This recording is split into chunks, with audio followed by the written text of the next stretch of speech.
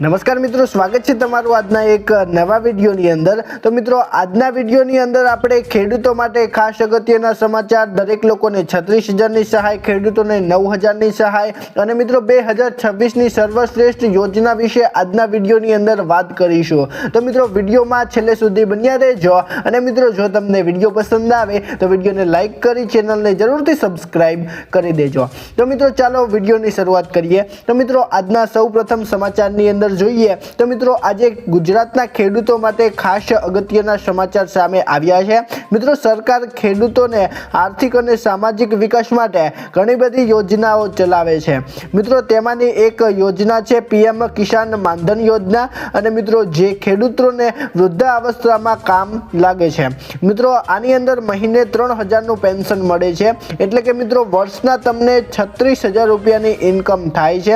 અને મિત્રો, જે ખેડૂતો નાની જમીન ધરાવતા હોય તે માટે મિત્રો આ યોજનામાં જોડાવા માટે ખેડૂતની ઉંમર ફક્ત ને ફક્ત 18 થી લઈને 40 વર્ષની વચ્ચે હોવી જોઈએ। અને મિત્રો, જો તમારી ઉંમર 18 થી લઈને 40 વર્ષની વચ્ચે છે તો મિત્રો આ યોજનાની તમે એપ્લાય કરી શકો છો। અને મિત્રો, આની અંદર ફક્ત ને ફક્ત યોજના ખેડૂતો માટે છે અને બાકી મિત્રો માટે નથી। મિત્રો, આની અંદર તમે સમય મર્યાદામાં તમારે એક પ્રીમિયમ ભરવું પડશે અને મિત્રો, જે પ્રીમિયમ તમારે 140 રૂપિયાથી લઈને 420 રૂપિયા સુધીનું હશે। અને મિત્રો, પછી તમારે જે ખેડૂતે અરજી કરી હોય તેની મિત્રો 60 વર્ષની ઉંમર થઈ જાય અને મિત્રો પછી તેને દર મહિને 3,000 રૂપિયાનું માસિક પેન્શન મળશે, એટલે કે મિત્રો તેને દર મહિને 3,000ની સહાય મળશે। મિત્રો, પ્રીમિયમ ભરવાનું શરૂ થાય છે 18 થી લઈને 40 વર્ષની વચ્ચે અને મિત્રો જ્યારે ખેડૂત 60 વર્ષનો થાય ત્યાર પછી મિત્રો તેને 3,000 રૂપિયાની સહાય મળશે। અને મિત્રો, આ યોજનાનું નામ છે પીએમ કિસાન માનધન યોજના। મિત્રો, જો આ યોજનાની અંદર તમારે ફોર્મ ભરવું હોય તો મિત્રો નજીકની કોમ્પ્યુટર ઓફિસ અથવા તો મિત્રો સીએસસી સેન્ટર પર જઈને તમે મિત્રો આની અંદર ફોર્મ ભરી શકો છો। મિત્રો, ત્યાર પછીના સમાચાર જોઈએ તો મિત્રો, દરેક લોકોને 36,000 રૂપિયાની સહાય મળવાપાત્ર થાય છે। મિત્રો, ગુજરાત સરકાર એક નવી યોજના લઈને આવ્યું છે અને મિત્રો સમગ્ર રાજ્યના બનાસકાંઠા જિલ્લાની અંદર પાલક માતા પિતા યોજના વર્ષ 2026ની અંદર સ્વાગત કરવામાં આવ્યું છે। અને મિત્રો, આની અંદર કુલ બનાસકાંઠાની અંદર 17.27 લાભાર્થીઓને દર મહિને 51.81 લાખ રૂપિયાની સહાય ચૂકવવામાં આવે છે। અને મિત્રો, આ રકમ બાળક તથા પાલક માતા પિતાના સંયુક્ત એકાઉન્ટમાં ડીબીટી દ્વારા આ પૈસા ટ્રાન્સફર કરાય છે। અને મિત્રો, બનાસકાંઠા જિલ્લાના સમાજ સુરક્ષા અધિકારી હિતેશ પટેલ જણાવે છે કે આની અંદર બાળકો તેમના નૈસર્ગિક કુટુંબમાં રહી સ્વસ્થ રીતે વિકાસ પામે તે માટે આ સરકારે યોજના ચલાવી છે। અને મિત્રો, સરકારની આ યોજના થકી આજે અનાથ અને નિરાધાર બાળકોનું શૈક્ષણિક, કુટુંબિક અને પુનઃસ્થાપન શક્ય બન્યું છે। એટલે કે મિત્રો, જે બાળકના માતા પિતા મરી ગયા હોય તેમને મિત્રો સરકાર અત્યારે સહાય આપી રહી છે। અને મિત્રો, આ યોજના હેઠળ દર મહિને લાભાર્થીને 3,000 રૂપિયા સુધીની સહાય ચૂકવવામાં આવે છે। એટલે કે મિત્રો, જો તમારા મમ્મી પપ્પાનું અવસાન થયું હોય અને બાળક નિરાધાર હોય તો મિત્રો તેને સરકાર તરફથી 36,000 રૂપિયાની સહાય મળે છે। તેને મિત્રો કોઈ પણ પાડી શકે છે અને મિત્રો તેને 36,000 રૂપિયાની સહાય સરકાર આપે છે। મિત્રો, ત્યાર પછીના સમાચાર જોઈએ તો મિત્રો, ખેડૂતોને દર મહિને 9,000 રૂપિયાની સહાય મળે છે। મિત્રો, દેશના કરોડો ખેડૂતોની નજર હવે દર વર્ષે સંસદમાં રજૂ થતા સામાન્ય બજેટ પર ટકેલી છે। અને મિત્રો, ખેતીના વધતા ખર્ચ અને મોંઘવારીના વચ્ચે અન્નદાતાઓને સરકાર પાસેથી હંમેશા રાહતની આશા રહે છે। અને મિત્રો, રિપોર્ટ પ્રમાણે કેન્દ્રીય બજેટ ખેડૂતોના ચહેરા પર ખુશી લાવી શકે છે।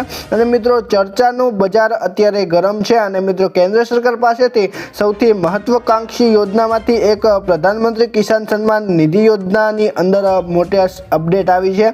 મિત્રો, પીએમ કિસાન યોજનાની અંદરની રકમમાં અત્યારે વધારો કરવા માટે સરકાર વિચાર કરી રહી છે। અને મિત્રો, મીડિયા રિપોર્ટ્સ પ્રમાણે જો બધું યોજના પ્રમાણે રહ્યો તો મિત્રો ખેડૂતોને મળતી વાર્ષિક સહાય 6,000 1000 બદલે 9000 રૂપિયા થઈ શકે છે। મિત્રો અત્યારે તમને ખબર હશે કે 2000 રૂપિયાના હપ્તાનો લાભ લોકો ઉઠાવે છે અને તેની અંદર મિત્રો 3 મહિને 2000 રૂપિયા મળે છે।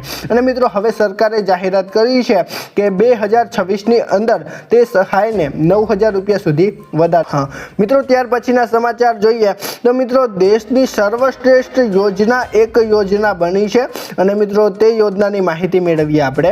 મિત્રો સરકારે તમામ ખેડૂતો માટે કિસાન વિકાસ પત્ર યોજના શરૂ કરી છે અને મિત્રો આની અંદર ખેડૂતોએ આ યોજનાની અંદર રોકાણ કરવાનું હોય છે અને મિત્રો આમાં ખેડૂતોને પાત્ર ખાતરીપૂર્વકનું વળતર જ નહીં પરંતુ મિત્રો બમણા પૈસા મળશે તેવું અત્યારે સરકાર જણાવી રહી છે। મિત્રો આ યોજના હેઠળ ખેડૂતોને રોકાણ પર 7.5% વ્યાજ મળે છે અને મિત્રો આવી સ્થિતિમાં ખેડૂતના પૈસા 120 મહિનામાં ડબલ થઈ જતા હતા અને મિત્રો તે હવે 15 મહિનામાં જ ડબલ થઈ જશે તેવું અત્યારે સરકારનું કહેવું છે। અને મિત્રો આ યોજનામાં લઘુત્તમ 1000 રૂપિયાનું રોકાણ કરવું પડશે અને મિત્રો પોસ્ટ ઓફિસમાં જઈને તમારે એક ફોર્મ ભરવાનું રહેશે અને મિત્રો જો તમારે આની અંદર એપ્લાય કરવું હોય તો મિત્રો તમે પોસ્ટ ઓફિસમાં જઈને આ યોજના વિશે માહિતી મેળવી શકો છો। મિત્રો ત્યાર પછીના સમાચાર જોઈએ તો મિત્રો 2026ની અંદર છોકરીઓને મોટી સહાય મળી રહી છે। મિત્રો તેની આપણે વિગતવાર વાત કરીએ।